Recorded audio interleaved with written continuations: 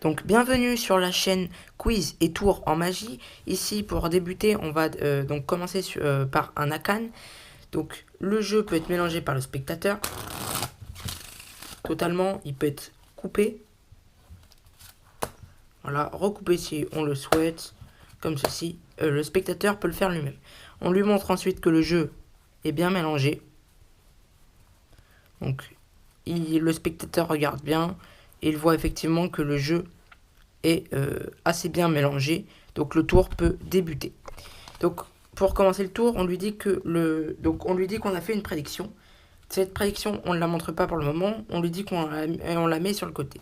On commence le tour et on lui dit qu'il choisisse un nombre entre 1 et 52 et qu'il va poser ce nombre sans nous le dire. Donc il faut qu'il reste secret ce nombre. Donc il choisit par exemple 21, il prend 21 cartes. Donc 1, 2, 3, 4, 5, 6, 7, 8, 9, 10, 11, 12, 13, 14, 15, 16, 17, 18, 19, 20, 21. Donc il pose ses 21 cartes. Ensuite, il pose le reste du paquet à côté. Et on lui dit, il va pouvoir mélanger d'une façon un peu particulière. Il va poser les cartes. Et il faut qu'il en pose minimum 2. Et ensuite, donc il pose jusqu'à où il veut. Et ensuite, il s'arrête et il mélange. Donc il pose le nombre qu'il souhaite. Il mélange et il recommence.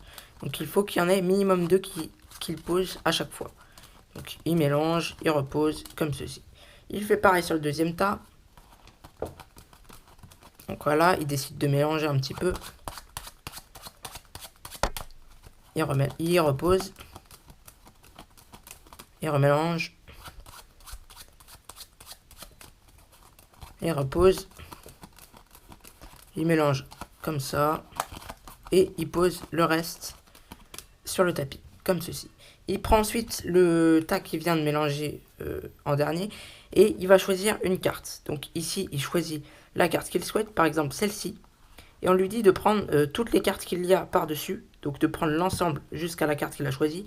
Et donc de retourner toutes les cartes qu'il a en main. Ici, il s'est arrêté sur le valet de carreau.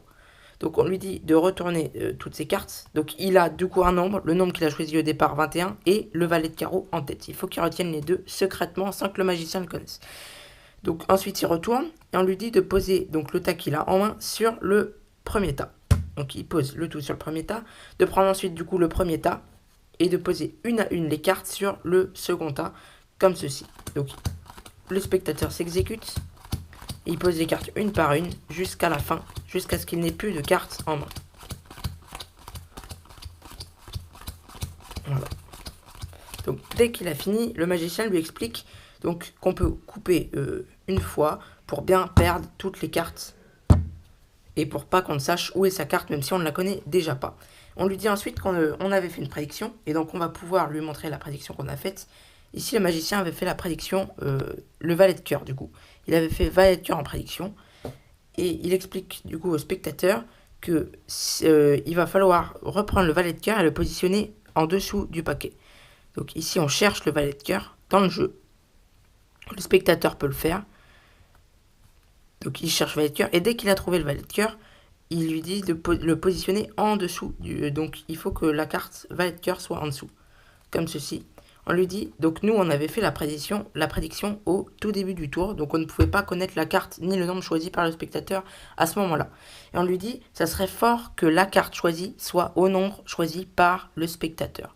Et ça serait complètement dingue.